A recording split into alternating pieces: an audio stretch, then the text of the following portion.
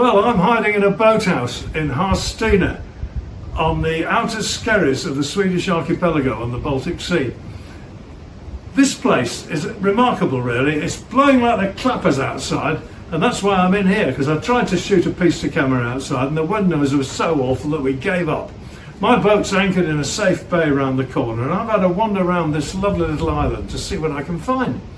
And I've found this boathouse. It's an amazing building. It's propped up on stones just to keep it horizontal, because the ground it's built on is solid granite and it's all over the place.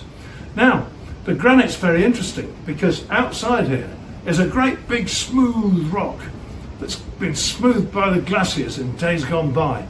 And out to sea there are lots more of them. They come out of the sea, these rocks, and they're smooth and they go down smoothly into the water, and seals can just slide up them, lovely, and have a lovely time sunning themselves in the sun.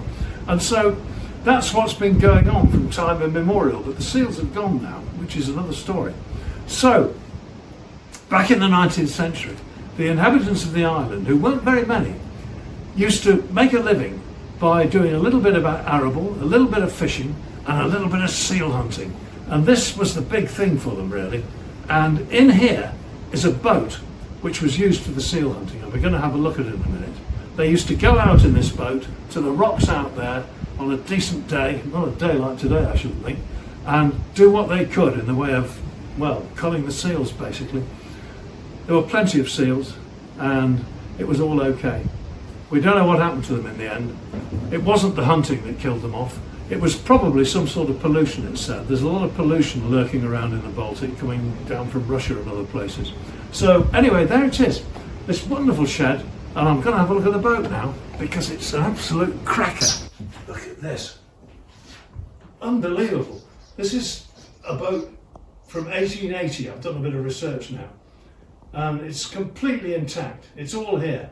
With serious restoration, you could take her to sea.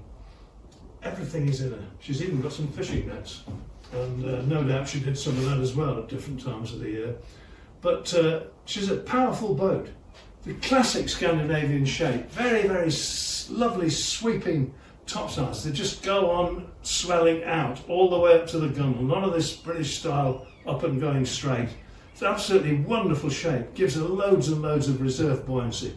And also, although she's heavily built, she'll be light upon the water. She'll lift to the waves most beautifully.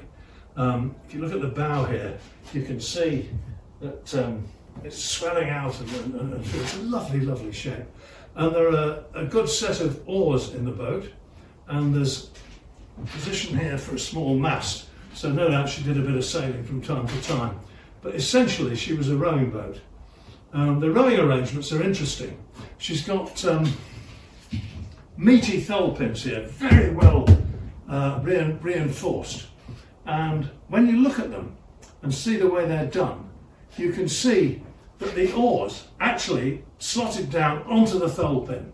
The fittings on the oars that we can see are, well, they're made to slot onto the thole pin. So on it went, and you rowed away. There was no messing about with bits of leather and trying to rig the oar so that it could slide. Nothing like that.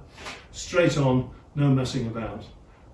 The structure of the boat is, it's also, in a sense, it's what you'd expect. It reflects, in a way, the cobbles of Yorkshire and the cobbles of Northumberland, in that we've got big planks, big wide planks, bent round the boat. And the boat was built with the planks and with no frames in, I believe, because the frames are joggled onto the planks at the lands of the planks where the planks lap over. And that is it's a very strong way of building a boat.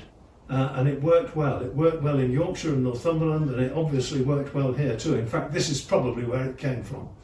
They're chamfered off nicely at the top of the frames to give a little bit of well, a little bit of style, take a little bit of weight out of the top of the boat. And it's all just wonderfully harmonious. And the great thing is, it's all here. And there's all sorts of odd stuff lying around. There's a load of barrels in the corner here, one of which has got sort of fossilised dried fish in it. All sorts of stuff. So there we are. The guys who fished seal on these outer skerries in the winter and summer, I suppose. I don't know what happened in the winter, because very often the sea used to freeze in the winter, and it was a hard life for these people. But in summer, the sun shines, the rocks heat up, and people are enjoying them today, just as the poor old seals did a century and a half ago.